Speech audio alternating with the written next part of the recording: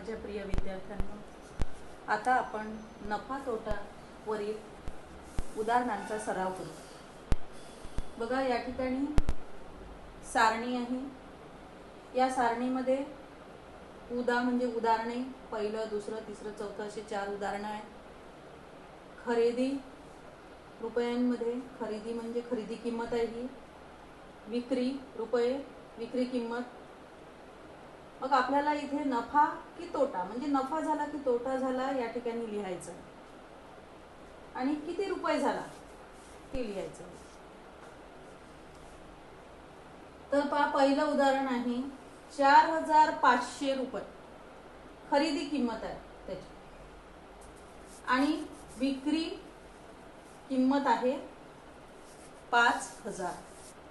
तर इथे बघायचं आहे आपल्याला की खरेदी किंमत जास्त आहे की विक्री किंमत जास्त आहे। विक्री किंमत जास्त आहे।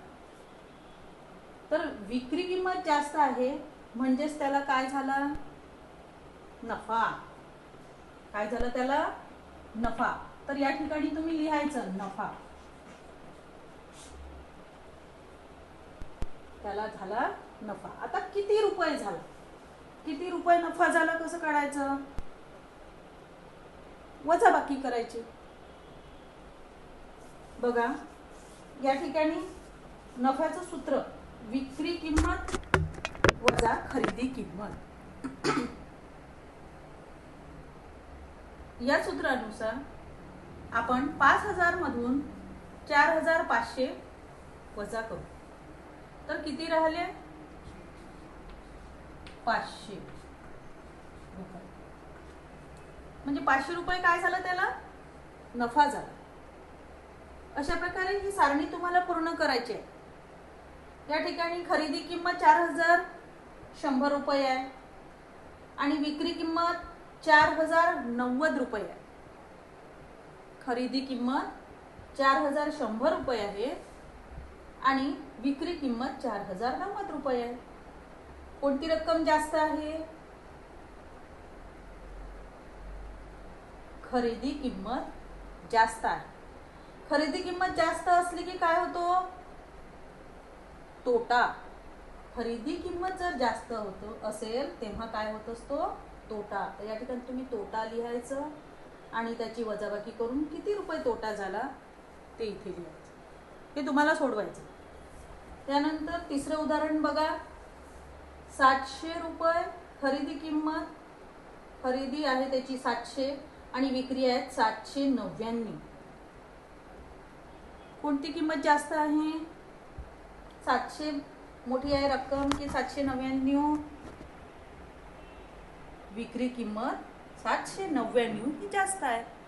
विक्री किंमत जास्त असेल तर काय होत असतो, नफा।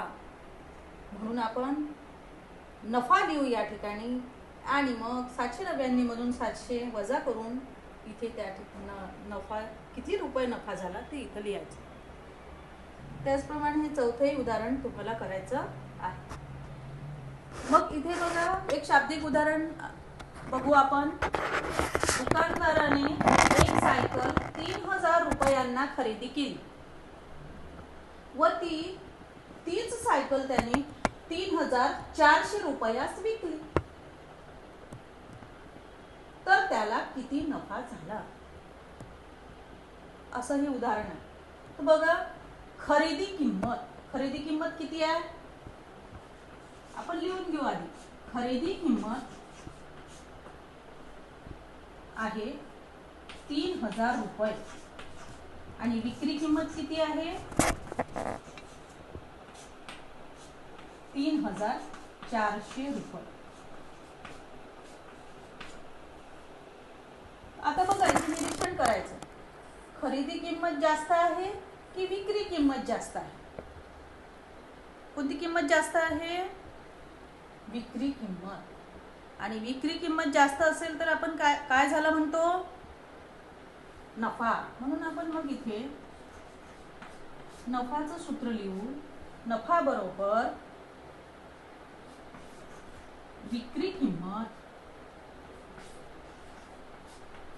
वजा खरेदी किंमत।